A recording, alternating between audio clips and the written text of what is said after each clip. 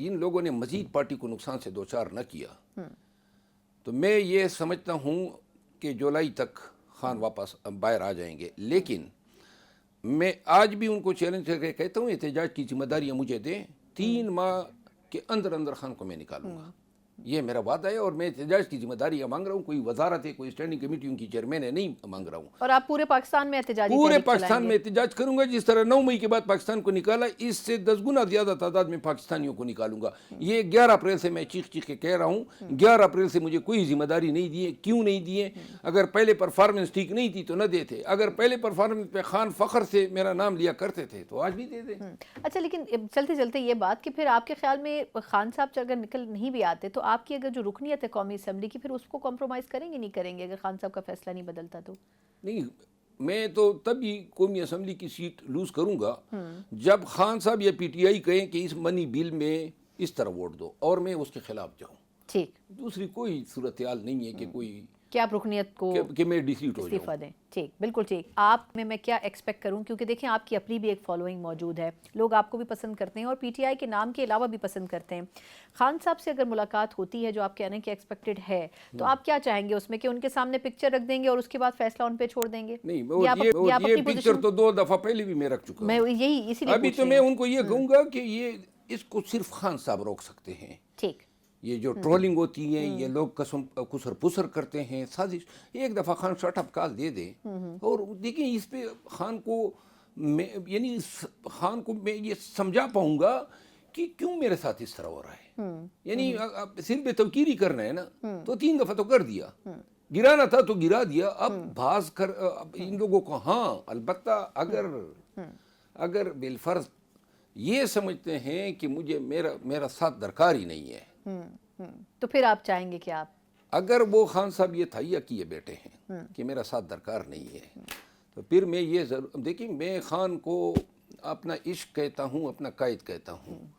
پھر مجھے سیاست میں رہنے کے لیے میرے پاس کوئی ریزن ہی نہیں ہے. نہ میں اس سیاست کا حصہ, کیونکہ جس پارٹی کے ساتھ میں چلنا چاہتا ہوں, جس کا حصہ رہنا چاہتا ہوں, وہ میرے ساتھ اس طرح تکبر سے پیش آ رہی ہے ان لوگوں کی وجہ سے. پھر میں خان صاحب کو کہوں گا کہ جی ہاں, البتہ میری یہ خواہش ضرور رہی ہے کہ خان صاحب کا اس وقت تک ساتھ نہ چھوڑوں جب تک یہ باہر نہ آ جائے. کب تک آپ کے خیال میں باہر آ سکتے ہیں خان صاحب دیکھیں, کی کوئی آثار ہیں؟ اگر ان لوگوں نے مزید پارٹی کو نقصان سے دوچار نہ کیا تو میں یہ سمجھتا ہوں کہ جولائی تک خان واپس باہر آ جائیں گے. لیکن میں آج بھی ان کو چیلنج کر کے کہتا ہوں احتجاج کی ذمہ داریاں مجھے دیں. 3 ماہ کے اندر اندر خان کو میں نکالوں گا.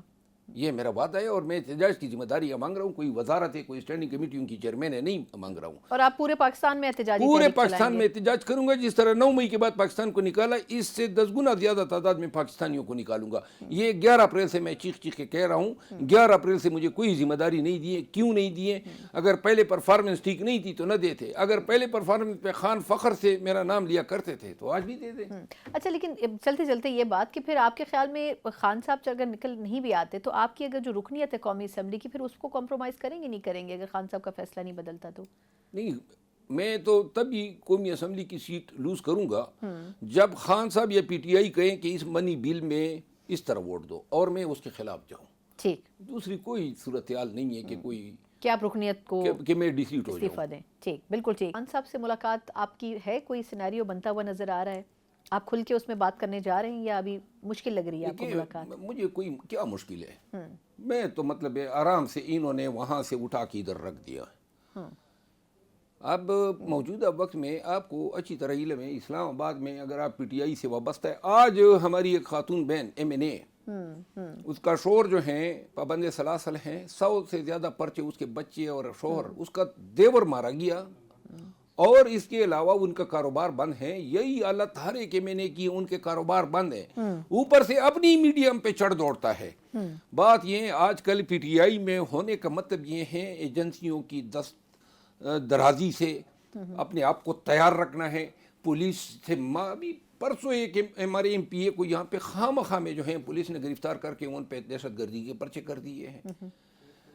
آپ نے دنیاوی نقصانات کے لیے تیار رہنا ہے، کسی بھی وقت آپ کی گرفتاری ہو سکتی ہے، تو لہٰذا پی ٹی آئی کے ساتھ اس کڑے دور میں کڑا ہونا یہ تو ایک جہاد ہے. انہوں نے خود ہی ہمیں اس جہاد سے علیحدہ کر دیا ہے، تو لہٰذا آنے والے عید کے بعد انہوں نے احتجاج تو کرنا ہے. اور نومبر میں الیکشن بھی آ رہے ہیں گلگت بلتستان، جس نے وہاں پہ کمپین کرنا ہے وہ بیچارہ تو خالد خورشید جو ہیں وہ تو ایک بے بنیاد لغو مقدمے میں عمر قید سے بھی زیادہ سزا دی گئی ہے، تو کمپین کے لیے کون جائے گا؟ نہیں، لیکن آپ یہ کہہ رہے ہیں کہ عید کے بعد احتجاج شروع کرنے کی پوزیشن. خان کا تو یہ فیصلہ ہے، ہاں، لیکن اس کے اوپر بشرطے کہ آفیشلی احتجاج تب ہو سکے گا جب پارٹی ایک پیج پہ ہو. یہ لغو بے بنیاد قسم کے قصیدہ گو جو ہیں ان سے جان چھڑائی جائے، پارٹی کو ٹریک پہ لائے جائے. انتشار، تفریق، سکزم بڑھتی جا رہی ہے، اور یہ جو ہے خان کے لیے، پارٹی کے لیے انتہائی نقصان دہ ہے. اچھا سر، لاسٹ فیو کوشچنز ہیں. مجھے یہ فرمائے گا کہ یہ بھی تنقید ہو رہی ہے کہ پارٹی میں کے پی کے اندر خاص طور پر جو خان صاحب کی اہلیاں ہیں ان کے جانے کے بعد مسائل زیادہ پیدا ہوئے، اور گنڈا پور صاحب کی پرفارمنس سے پہلے خان صاحب بڑا خوش تھے. آپ خود کے پی سے بلانگ کرتے ہیں، آپ کو کیا لگتا ہے گنڈا پور صاحب سیاسی کارکن زیادہ تھے یا ایز اے سی ایم بھی انہوں نے پرفارم کیا؟ کیونکہ لگتا ہے یہ کہ ان کی رپورٹ اچھی نہیں گئی پچھلے کچھ عرصے میں. دیکھیں میرا خیال ہے بہت اچھی چلتی رہی، لیکن پھر جس طرح میرے حلیہ بگاڑ دیا گیا اسی طرح ان کی بھی شبیہ جو ہے خان کے سامنے نیگیٹو پیش ہونے لگی. اس میں کوئی دوسری رائے نہیں ہے، مجھے علم ہے اندر کا کہ ان کے ساتھ کیا ہو رہا ہے. گنڈا پور صاحب جو ہیں، میں ایک قصہ سنا دوں اگر پی ٹی آئی کا ورکر اس کو سمجھے. ایک دن میں ان کے دفتر میں بیٹھا تھا تو ہمارے کچھ ورکر جو ہیں شانگلہ میں شہید ہوئے الیکشن کے دن پہ.